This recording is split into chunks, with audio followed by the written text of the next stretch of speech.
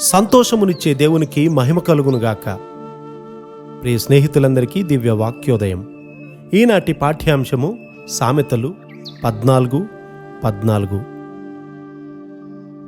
భక్తి విడిచిన వాని మార్గములు వానికే వెక్కిసమగును, మంచివాని స్వభావము వానికే సంతోషమిచ్చును. మనము వెనకకు దిగజారిన మరుక్షణంలోనే సాతానుడు వాని తలంపులను మనలో పెట్టేస్తాడు. తన తలంపులతో మనలను దారి మళ్లించడానికి సాతానుడు ఎల్లప్పుడూ మనము దిగజారిపోవాలని ఎదురు చూస్తూ ఉంటాడు. వెనకకు జారిపోయిన వారితో ఉండడం అపాయకరం. దేవుని బిడ్డల సమక్షములో మాత్రమే వారు సరిదిద్దబడతారు. సాధారణంగా వారు నిజమైన దేవుని బిడ్డలలో అనేకమైన తప్పులను చూస్తారు. ఒక మంచి వ్యక్తి తనలో తాను తృప్తి కలిగి ఉంటాడు. నీవు దేవునితో సరిగా ఉన్నప్పుడే నీవు తృప్తిపరచబడతావు.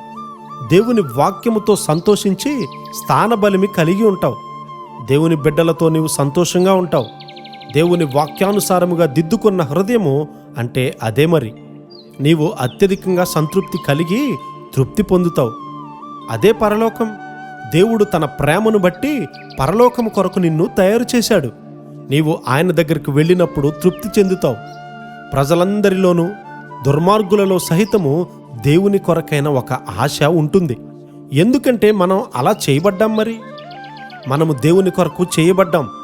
తెలివిగలవాని హృదయమందు జ్ఞానము సుఖనివాసము చేయును అనే మాట మనం ఇక్కడ చదువుతూ ఉన్నాం. సామెతలు 14:33. నీవు దేవుని నీతిని వెదికినట్లయితే నీవు తలగా ఉంటావు గాని తోకగా ఉండవు. దేవుణ్ణి సేవించినటువంటి దేశాలు నశించిపోతాయి. దేవుడు ఎల్లప్పుడూ ముందస్తుగా భవిష్యత్తును ఆలోచిస్తాడు. ఇతరుల పట్ల మంచి అభిప్రాయాన్ని కలిగి ఉండే ఆత్మను ఆయన నీకిస్తాడు.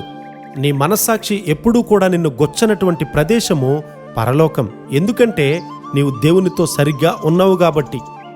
నీ స్వభావము దైవిక స్వభావంగా మారిపోయినప్పుడు దానికన్నా కావలసిందేముంది? చాలా కాలం నుండి పాడుగా ఉన్నటువంటి స్థలాలను వారు కట్టుదురు. పూర్వమున పాడైన స్థలములను కట్టుదురు. పాడైన స్థలములను నూతనముగా స్థాపింతురు. తరతరముల నుండి శిథిలమై ఉన్న పురములను బాగుచేయుదురు.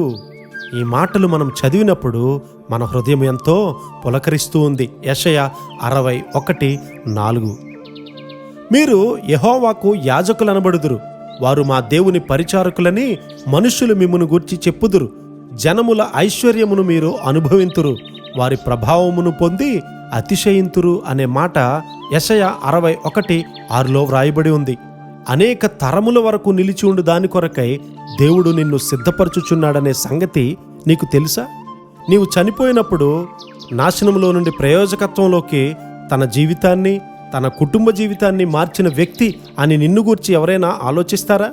అనేక తరముల వరకు నిలిచి ఉండే కృప దేవుడు మనందరికీ అనుగ్రహించునుగాక. ఆమెన్.